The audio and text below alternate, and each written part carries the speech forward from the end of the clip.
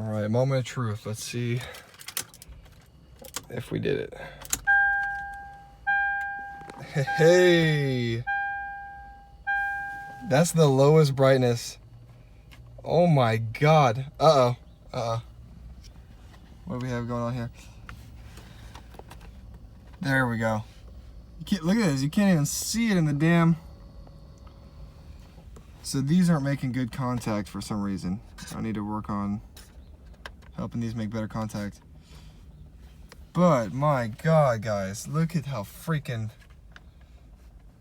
bright these can get. I don't know if it's not even really visible on camera. These things are luminescent. Fuel gauge, speedo. We got our odometer and trip backlight. We've got our tach, thermostat, and then our height control, high, normal, and low. And man, it is just so bright. And that color temperature is freaking perfect.